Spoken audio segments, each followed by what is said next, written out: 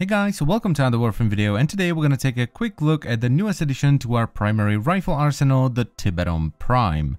Now first things first, if you want to get your hands on the Tiberon Prime, you can get the blueprint as a rare drop from the Meso T1 relic, receiver as a common drop from the Meso O2 relic, and finally the stock as a rare drop from the Meso T2 relic.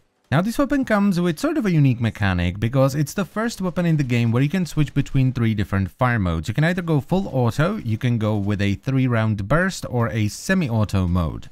Now all 3 of the fire modes actually have pretty good accuracy, with the full auto being the worst with a bit of kick. But both the burst fire and semi-auto mode have perfect accuracy, it's really nice. The Tiberon Prime is a mastery rank 14 weapon, and all 3 of the fire modes do 46 damage with each shot. The majority comes in puncture with 18.4, and the rest is split equally between impact and puncture with 13.8 of each. What does change, however, is the crit chance, multiplier, and status chance. So the burst fire mode has 28% crit chance with a 3 times crit multiplier and 20% status chance. It also fires 3 rounds with each burst, as I've mentioned already. The semi-automatic mode has a 30% crit chance with a 3.4 times crit multiplier, but only 18% status chance. The fire rate is also pretty decent because it can fire up to 6 rounds per second. And finally there is the full auto mode, which has 16% crit chance with a 2.8 times crit multiplier, 32% status chance, and a decent fire rate of 8.33. And other than that, it has 42 rounds in a magazine with 540 rounds in total, 2-second reload time, and it comes with 3 polarities, a V and 2 dashes.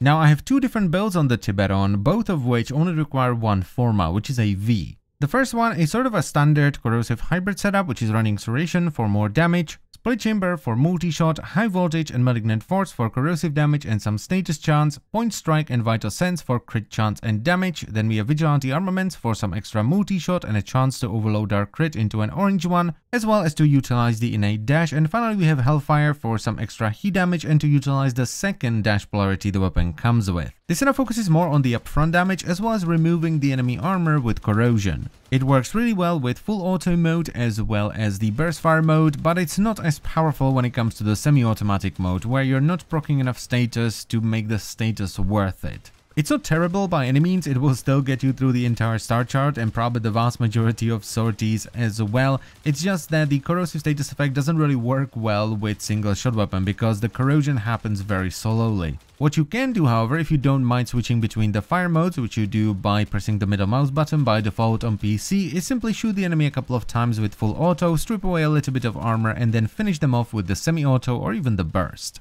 The second build is using Serration for more damage, Split Chamber for multi-shot, then Hunter Munitions, which gives you a 30% chance to proc slash on the enemy whenever you crit. Then we have Vigilante Armaments for some extra multi-shot and to once again utilize the first dash polarity, Infected Clip and Rhyme Rounds for viral damage and some extra status, as well as to utilize the second dash polarity, and Vital Sense with Point Strike for crit chance and damage. This setup is definitely more powerful than the first one. Slash procs will do true damage, so they bypass armor and shields, and whenever you proc viral on the enemy, you will temporarily reduce their maximum health in half, which basically makes the slash procs do double damage. So it overall just scales better than the previous setup. It also works somewhat better on the semi-automatic mode, mainly because you only need to proc viral once rather than multiple times like with corrosive, but also because of the high crit multiplier, which leaves behind very nasty slash procs. But it's sort of a double-edged sword because while the slash procs are really powerful, especially if you get a nice chunky crit on a headshot, they are far less frequent than they are with the full auto mode or even the burst mode. Also, if you're a Harrow player,